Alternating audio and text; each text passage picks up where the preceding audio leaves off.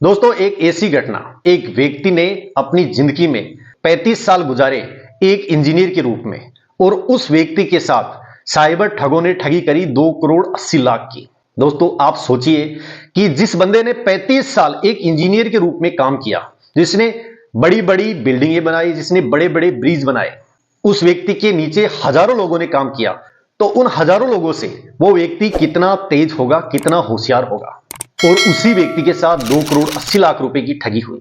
दोस्तों, हम में से बहुत सारे ऐसे लोग हैं जो खुद को 30 मार का समझते हैं। वो सोचते हैं कि हमसे ज्यादा कोई होशियार है ही नहीं, और जिनके साथ ये 2 करोड़ 80 लाख की ठगी हुई, इन्होंने भी ऐसा ही सोचा। लेकिन दोस्तों, फिर भी 2 करोड़ 80 लाख का इनको चुना लग गया। दोस्तों, इनके साथ जो ठगी हुई उसमें 2 कहानी है। आप पूरा वीडियो देखना, तब आपको समझ में आएगा। दोस्तों, पहली घटना से ये बच जाते हैं, लेकिन जो दूसरी घटना इनके साथ होती है उससे ये नहीं बच पाते। दोस्तों, ये घटना है बेंगलोर की। आप सबको पता है कि बेंगलोर को हमारे देश की सिलिकॉन वैली के रूप में जाना जाता है। आईटी सेंटर के मामले में, टेक्नोलॉजी के मामले में, सब मामलों में बेंगलोर शहर आज हमारे पूरे देश में हर शहर से आगे है। दोस्तों, ये घटना भी बेंगलोर की है। यहां एक व्यक्ति होते हैं जिनका नाम होता है राजीव। दोस्तों, इन्होंने एक इंजीनियर के रूप में 35 साल काम किया। उसके बाद इनकी उम्र हो गई 55-60 साल, तो इन्होंने अपने काम से रिटायरमेंट ले लिया। दोस्तों, इन राजीव जी के पास 16 जनवरी को एक कॉल आता है, व्हाट्सएप कॉल। उसमें एक व्यक्ति ऑडियो कॉल करके इनको बोलता है कि राजीव जी, आपने अपनी जिंदगी में बहुत बड़ी बड़ी बिल्डिंगें बनाई है, ब्रिज बनाए हैं, और उन्हीं कामों की जो जांच प्रक्रिया है, वो जांच प्रक्रिया गवर्नमेंट के द्वारा अभी हाल ही में करवाई जा रही है।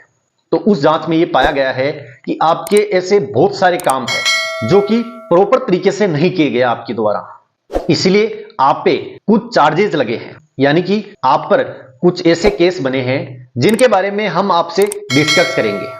वो व्यक्ति बोलता है कि हम दिल्ली स्थित सीबीआई ऑफिस से बात कर रहे हैं। तो राजीव जी बोलते हैं कि कोई बात नहीं भाई साहब, आप मुझे बताइए कि मेरे ऊपर क्या क्या चार्जेस लगे हैं।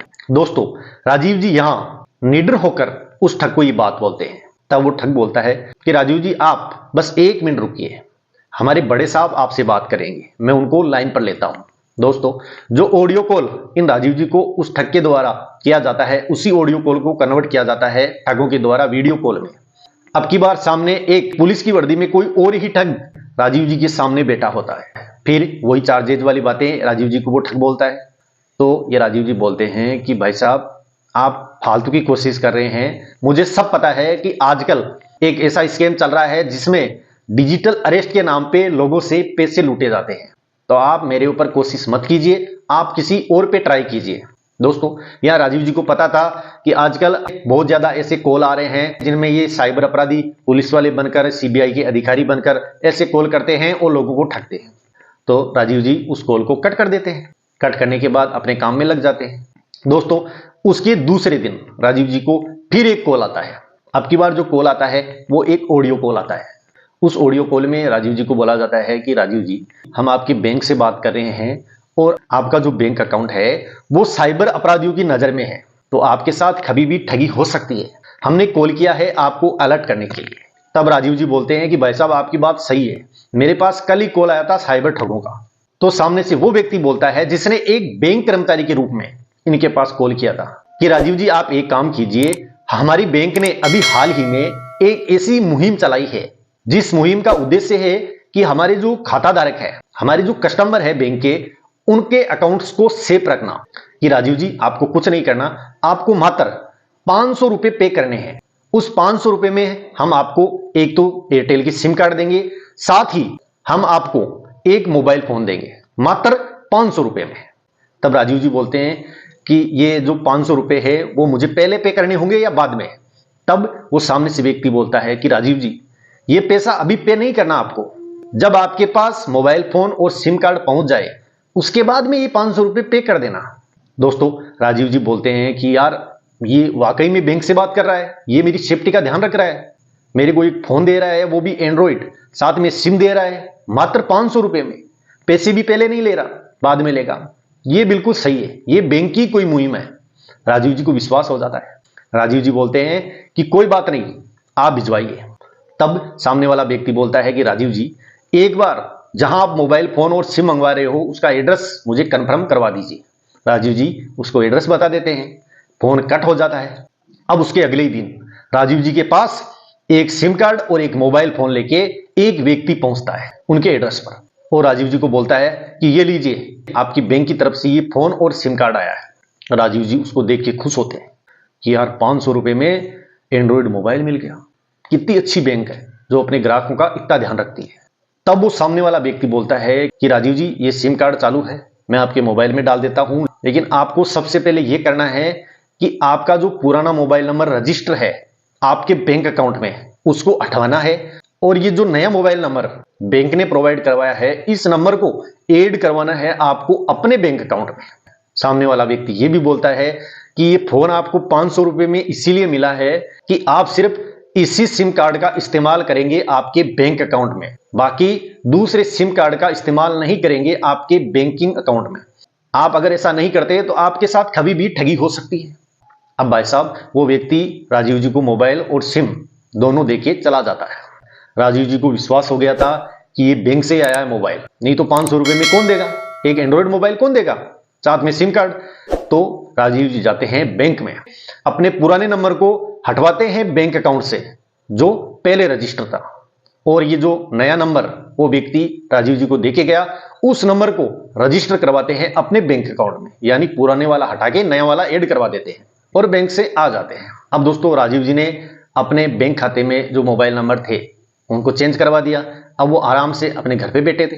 लेकिन दोस्तों राजीव जी के साथ ये होता है कि 24 घंटे बीत जाते हैं, उसके बावजूद भी उस नए नंबर पर ना तो किसी प्रकार का कोई कॉल आता है, चलो कोई बात नहीं नया नंबर था कॉल ना आए, लेकिन कोई मैसेज भी नहीं आ रहा, ना कोई बैंक का मैसेज आ रहा ना कोई कंपनी का मैसेज आ रहा। राजीव जी वेट करते हैं, फिर ऐसे करते करते 48 घंटे निकल जाते हैं। राजीव जी वापस बैंक में जाते हैं, बैंक वालों को बोलते हैं कि एक बार साहब ये देखिए, मैंने ये एक नया नंबर अपने बैंक अकाउंट में जुड़वाया था, अब इस नए नंबर पर बैंक का कोई भी मैसेज मेरे को नहीं मिल रहा। तब बैंक वाले खोल के देखते हैं कि क्यों नहीं आ रहा, आपके नंबर पर मैसेज आ रहा है, आपके अकाउंट से आपने पैसे निकाले उसका भी मैसेज आया है आपके नंबर पर, तो आप ये कैसे बोल सकते हैं कि मेरे नंबर पर कोई भी मैसेज नहीं आ रहा। तो राजीव जी बोलते हैं कि मैंने कोई पैसा निकाला ही नहीं 2 दिन में। तब बैंक वाले बोलते हैं कि भाई साहब क्या बात कर रहे हो, आपने 2 करोड़ 80 लाख रुपए निकाले आपके अकाउंट से। तब राजीव जी हिल जाते हैं, भागते हैं पुलिस थाने, कराते हैं रिपोर्ट दर्ज। अब भाई साहब तहकीकात शुरू। दोस्तों यहां क्या हुआ, पहले जो राजीव जी के पास ठग लोगों का कॉल आया तो राजीव जी को पता था कि ऐसे डिजिटल अरेस्ट के नाम पर ठग लोग लोगों को ठगते हैं। लेकिन दोस्तों दूसरी बार वही ठग जिन्होंने पहली बार कॉल किया था उन्होंने तरीका थोड़ा बदला। उन्होंने एक 4000 रुपए का एंड्रॉयड मोबाइल और एक सिम कार्ड मात्र 500 रुपए में राजीव जी को गिफ्ट कर दिया। तो राजीव जी को लगा कि ये कोई बैंक की मुहिम है जो अपने ग्राहकों को ठगी से बचाने के लिए चलाई जा रही है। राजीव जी बातों में आ गए। अब दोस्तों यहां राजीव जी के साथ ठगी कैसे हुई, दोस्तों यहां ठगी हुई उस नए मोबाइल से। दोस्तों इन ठग लोगों ने क्या किया कि राजीव जी का विश्वास जीतने के लिए मात्र 500 रुपए में उनको मोबाइल उपलब्ध कराया। अगर 500 रुपए भी नहीं लेते तो राजीव जी को शक हो जाता, लेकिन 500 रुपए लिए और एक एंड्रॉयड मोबाइल दे दिया, तो इससे राजीव जी को विश्वास हुआ। दूसरा यह था कि पहले इन ठग लोगों ने कोशिश करी थी राजीव जी को ठगने की, तो राजीव जी को यह भी हो गया कि कल तो मेरे पास ठगों का कॉल आया है, तो सही है ये जो मेरे पास कॉल आया है ये बैंक से आया।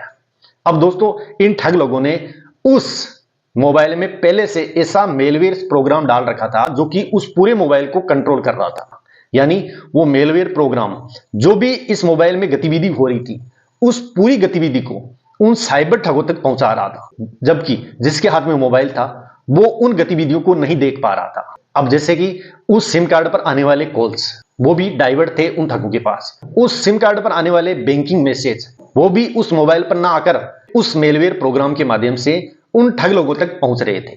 अब दोस्तों आप यूं मानिए कि किसी के पास अगर आपकी बैंक डिटेल होगी तो फिर आपको ठगने के लिए उसको क्या चाहिए, आपके बैंक से जो मैसेज आपको आपकी सिम पर प्राप्त होता है वो मैसेज चाहिए, यानी वो ओटीपी चाहिए। अब वो ओटीपी ही बैंक से तो आ रही लेकिन राजीव जी के पास ना आकर उन ठग लोगों के पास पहुंच रही थी, तो वो ठग लोग आराम से राजीव जी के साथ जो भी धोखाधड़ी करनी थी, जो भी पैसा इनके अकाउंट से निकालना था वो आराम से निकाल पा रहे थे। राजीव जी को पता भी नहीं था। दोस्तों यहां ठग लोगों के पास पहले से राजीव जी की कंप्लीट डिटेल थी, तो ठगों का एक ही टारगेट था कि राजीव जी का जो बैंक बैलेंस है उसे ही हमें साफ करना है। लेकिन दोस्तों ऐसे जो मेलवेयर प्रोग्राम है ये ओटीपी और कॉल ही डाइवर्ट नहीं करते, ये आपके और हमारे मोबाइल में जब भी एंटर करते हैं तो ये पूरे मोबाइल का कंट्रोल ही उन ठग लोगों तक पहुंचाते हैं। फिर हम सोचते हैं कि यार मेरा मोबाइल हैक हो गया, मेरी फोटो लीक हो गई, मेरा वीडियो लीक हो गया। वो ऐसे ही मेलवेयर प्रोग्राम के माध्यम से होता है। लेकिन यहां ठगों को पहले से कुछ पता था कि इनके बैंक में जो राशि है, जो अमाउंट है वो बड़ा है, तो हमें सिर्फ इनके बैंक अकाउंट को ही टारगेट करना है। दोस्तों ठगों ने 2 करोड़ 80 लाख रुपए उस व्यक्ति से ठग लिए जिसने अपनी उम्र में इतनी बड़ी पोस्ट पर काम किया कि उसके नीचे ही हजारों लोग काम करते थे, लेकिन फिर भी उनके साथ ठगी हो। दोस्तों इस तरह के किसी भी स्कैम से आप भी बचिए, किसी भी प्रकार की लालच में ना आए, किसी भी प्रकार की अनजान कॉल का जवाब ना दे, किसी की बातों में बिल्कुल भी ना आए। आप भी बचिए, अपनों को भी बचाइए। तो दोस्तों इस वीडियो में बस इतना ही, बाकी हम फिर मिलेंगे किसी नए टॉपिक के साथ। तब तक जय हिंद, जय भारत।